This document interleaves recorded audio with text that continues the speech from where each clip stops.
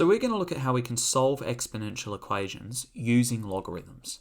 So we know that if we have the same base, so let's say we're asked to solve when 3 to the power of x is equal to 3 to the power of 7x take 12. So because we have the same base here, we can just compare the indices, okay? So we know that, so we're just looking for when x is 7x minus 12, and so 6x needs to be 12, so x would be 2 in this particular case. Likewise, if we were asked to solve when 3 to the power of 2x is 9, well, we convert this 9 into a 3 squared so that both our sides of the equation are sharing the same base. So we would write this as 3 to the power of 2x is equal to 3 squared. So we see that 2x has to be 2 when we compare the indices, and so x would be 1. But what do we do if we were asked to say solve when 3 to the power of x is equal to 20? Well, they're most definitely not the same base, and we can't write 20 with a base of 3. You know, we can write 9 like we did here as 3 squared, but we can't do that with 20. So what do? Well, we use our logs. So if we come down and we have a look, what we can do is we can take the log of both sides. So let's take the log of the left-hand side, and it doesn't matter what base you use, okay? You can use, in this case, log to the base 10, log to the base 4. You can even use log to the base e and use a natural log function. It doesn't matter. We take the log of both sides, so we get log of 3 to the power of x would be log of 20. Okay, so what do we do from here? Well, we use our rule that if I have a power inside of my logarithm, I can bring that power out the front. So we saw that in our log laws. So I can rewrite that as just x times log of 3 is to be equal to log of 20. And so if I divide both sides by log of 3, I see that x is equal to the log of 20 divided by the log of 3. And if you put that into a calculator, you'll get 2.73 as your answer. Now, there's no way that we would have been able to guess that this is exactly 2.73. We could have used trial and error, but it would most definitely not be as efficient as using our logarithms. Let's look at another example. So let's try and find here when 5 to the power of x is equal to 12. So again, we can't express that number 12 with a base of 5. So what do? Well, we take the log of both sides. And this time, just for the fun of it, we'll use the natural log. So let's take the natural log of 5 to the power of x, and then the natural log of 12 as well. So once again, we just use our power rule with our logs, where we can just bring that power out the front. So we get x times the natural log of 5 has to be equal to the natural log of 12. And so divide both sides by the natural log of 5, and we end up with that x is equal to the natural log of 12 divided by the natural log of 5. And again, you put this into the calculator, you'll get 1.54. You could have used log to the base 10, log to the base 2. Because it's a ratio, you'll get the same answer. And you can check that to kind of try and convince yourself of that. Let's do one more before we dive into a slightly different example. So let's look at trying to find when 6 to the power of x minus 1 is 50. So once again, we can't really express that 50 with a base of 6. So what do? We just take the log of both sides. So take the log of 6 to the power of x minus 1 and the log of 50. Now my power rule says that I can rewrite this left-hand side as just x minus 1, so I'm bringing that power down, multiplied by the log of 6 is equal to the log of 50. And if I divide both sides by the log of 6, I get that x minus 1 is equal to the log of 50 divided by the log of 6. And so x would be equal to the log of 50 over the log of 6 plus 1. And if you put that into a calculator, you'll get 3.18. Once again, you can use log, base 10, base 4, base e, use the natural log function. It doesn't matter. You'll end up with 3.18. So you can check that. You can put that 3.18 back into here for x and see if your answer is 50. Let's dive into a couple of trickier ones now.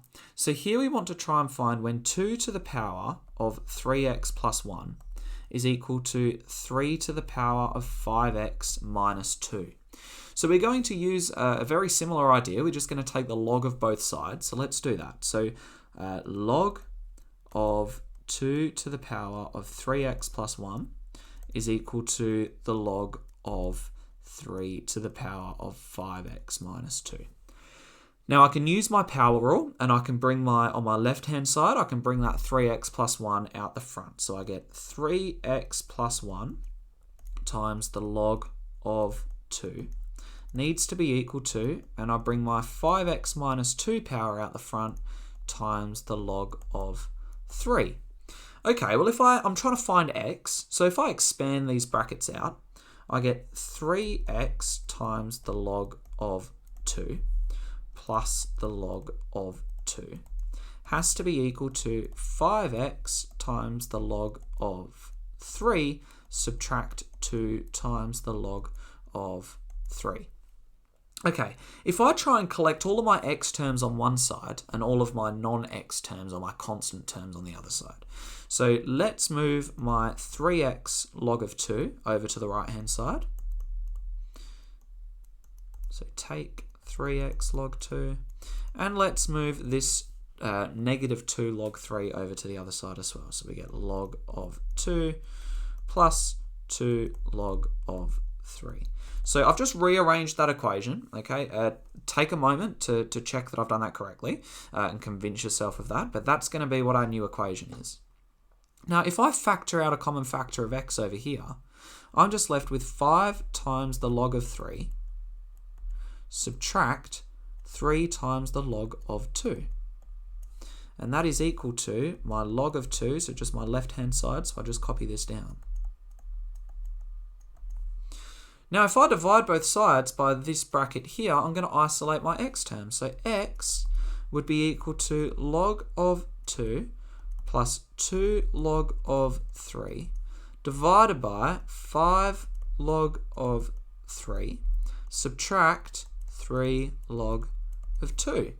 And that would be your final expression in standard form. And if you put this into a calculator, you would end up with 0.8467. Now, we can check if you put this number into x for both sides of this equation, you should see that on both sides you get 11.63. So if I just pop that 0.8467 into here for x, I should get 11.63 on both sides. So once again, it would have been a while of trial and error to try and get something to 4 decimal places. So we can actually use logs and get an exact value, which is this standard form here, and convert that to a decimal. So logs are quite powerful in this sense. Let's do one more similar style problem. So let's look at trying to find when 5 to the power of x minus 1 is equal to 3 to the power of 2x plus 3. Now this time, just for the fun of it again, instead of using log base 10, I'm just going to use log base e, or the natural log. So I take the natural log of both sides is equal to the natural log of 3 to the power of 2x plus 3. Now I use my power rule and I bring my indices out the front. So I get x minus 1 times the natural log of 5 is equal to 2x plus 3 times the natural log of 3. And now if I expand these brackets out, I get x times the natural log of 5 subtract the natural log of 5 is equal to 2x times the natural log of 3 plus 3 times the natural log of 3. Now I'll bring my x terms over to the right hand side, so I get 2x times the natural log of 3 subtract x times the natural log of 5, and I'll bring my constant terms over to the left hand side. So by expanding these brackets out and collecting all of my x terms on one side, I can now factor out a factor of x. So we're just left with 2 times the natural log of 3 subtract the natural log of 5. And over this side, we just get the exact same thing. So we'll just copy this down.